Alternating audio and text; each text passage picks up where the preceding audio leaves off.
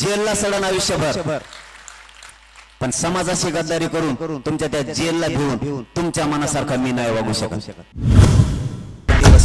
आपण काय अन्याय करावा हे तरी कळायला पाहिजे. आता नवीन अन्याय काय सुरू केला, ते पोर जे शेप्याला होते ते पोटे असले बेकार त्यांना लय बारे सांगितलं तुम्ही जे शेप लावू नका.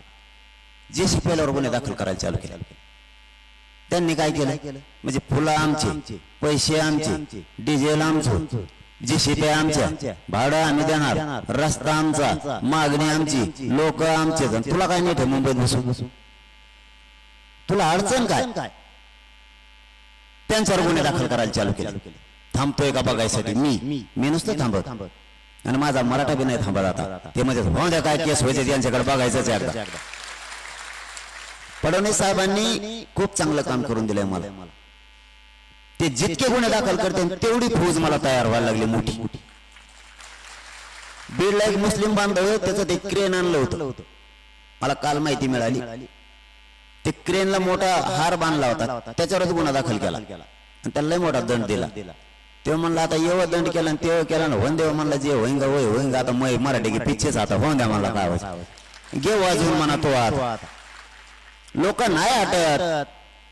गृहमंत्री साहेब शहाणपणाची भूमिका घ्या. मराठ्यांची लाट अंगावर घेऊ नका. सगळा उभा राज्यात कार्यक्रम लागून जाईल, तुमचा उभा कार्यक्रम लागून जाईल.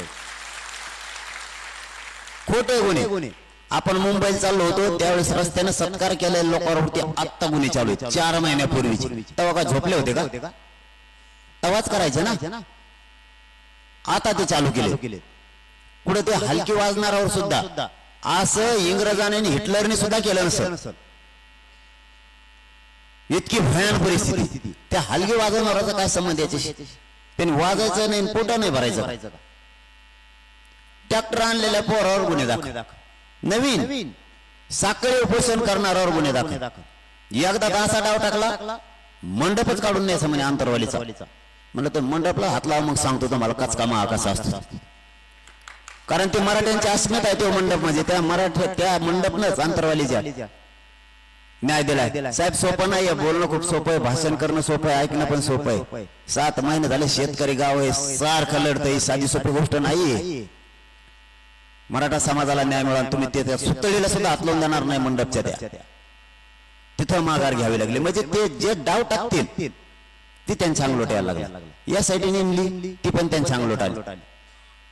आम्हाला माहिती आहे तो अहवाल तयार आहे आधीच, म्हणून तुम्ही मला गुतवणार हे मला माहिती, पण मी तर भेलो पाहिजे. आजकाल कसं आहे माहिती आहे का, इकडे कोपऱ्यातले बडबड बंद करा नाही, चला बाहेर. मला माहिती आहे तुमचा अहवाल तयार आहे, तुम्ही मला मध्ये टाकणार आहे. मी माझं कुटुंब 7 महिने झालं बाजूला सारलं, आणखी शिवलं सुद्धा नाही कुटुंबाला, दरवाजाला सुद्धा उंबऱ्याला शिवलं नाही. मी माझ्या समाजाला दैवत आणि मायबाप मानलेले, मी यांना सोडून तुमच्याकडे येऊ शकत नाही. जेलला सडन आयुष्यभर, पण समाजाशी गद्दारी करून तुमच्या त्या जेलला घेऊन तुमच्या मनासारखा मी नाही वागू शकत. ते खोटं आरक्षण 10% घेऊन करोडो पोरांचं वाटोळं करून त्यांचं पाप डोक्यावर घेऊन मी रस्त्यानं नाही फिरू शकत. यांनी ठरवलं की याला मध्ये टाकायचं. आता आजकालची पद्धत इतकी बेकार आहे, एखाद्याची जर चौकशी करायची असली, आमदार मंत्री फंत्री बघा तुम्ही, यांची चौकशी करायचं म्हणलं आणि यांना जर माहीत झालं हे दुसऱ्या दिवशी म्हणतं मग पोट दुखत नाही, बीपी वाढ, त्याचं लगेच कंबर मोडतं. एका दिवसात दवाखान्यात ऍडमिट होते. दवाखान्यात ऍडमिट झाल्यावर चौकशी करता येत नाही, कारण जीव अगोदर नंतर चौकशी. यासाठी नेमली त्याच्या अगोदर 2 दिवस मी हॉस्पिटलला होतो संभाजीनगर. माझ्याकडे जाता सलाईन लावली होती. मी जर भेट असतो ना तर मी डॉक्टरला म्हणलं असतं इकडे आता 7-8 कोचन कोमात गेला म्हणून सांग. त्याला सांगितलं सलाईन तोड, चौकशीला यासाठी मला अंतरवाली जायचं. बघतो ती कशी अटक करतात का, काय करतात का. गृहमंत्र्यांचं मराठ्यांविषयी किती द्वेष बघायचा आहे मला पण. आणखीन नाही ती कुंकड हिंडती तिची तिलाच माहिती, आणखीन नाही. मी नाही देऊ शकत, कारण आपल्या आंदोलनाच्या पाठीशी कोणी नाही पण आणि कोणाच्या रुपयाला हात सुद्धा लावलेला नाही. माझा मराठा समाजानं घामाचे कष्टाचे पैसे आंदोलनाला घातलेले, यांच्याशी गद्दारी मी नाही करू शकत. त्यांचे इतके डाव टाकले. आता तर नवीन डाव आणलाय त्यांनी या 5-7 दिवसात. पाठीमागं प्रकाश आंबेडकर साहेबांनी सांगितलं होतं, त्यांनी पुन्हा सांगितलं तुमचे हेडे बनवणार आहेत म्हणे ते, आणि तुम्हाला बदनाम करणार आहेत, तुम्ही असे मराठ्यांपासून लांब जात नाहीत. ते नाही का काय करत असते त्याला, ते कट करायचे मुंडके काय मका लावायचे काय म्हणते त्याला, हा ते करणं, याचं मुंडकं त्याला बसायचं आणि त्याचं मुंडकं मला बदनाम करायचं. गृहमंत्री साहेब तुम्हाला सांगतो, तुम्ही व्हिडिओ बनवा, नाही तर तुमचा कोणता ITCL आहे त्याला सांगा, काय रेकॉर्डिंग व्हायरल करायचं तेवढ्या करा. मी माझ्या मायबाप समाजापासून लांब जाऊ शकत नाही, तुमच्याकडून आरक्षण घेतल्याशिवाय तुम्हाला सुट्टीच नाही.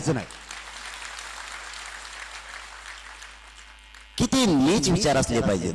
एवढा मोठा माणसं, गोरगरिबांचं, मी शेतकऱ्यांचं पोरग गोरगरीब मराठ्यांची लढाई लढतोय, गोरगरिबांचे पोरं मोठे व्हावेत म्हणून आरक्षणासाठी जीवाची बाजी लावून लढतोय. माझ्या मुलगीच्या 6 दिवसापासून ऍडमिट होती तरी मला माहित नव्हतं.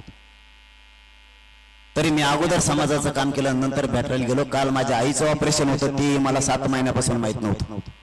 तरी मी अगोदर समाजाचं काम केलं, नंतर रात्री भेटून आलो. आज सकाळी बीडच्या लोकांनी सांगितलं ऑपरेशन झालंय म्हणून. मी समाजासाठी गृहमंत्री साहेब इतका ताकदीनं जीवाचे बाजी लावून लढतोय.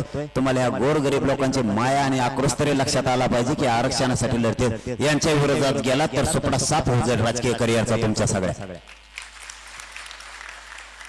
मी काही केलं तरी बाजूला हाताला तयारच नाही.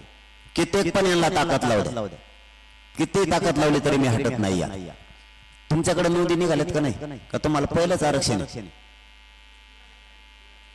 पहिलं पण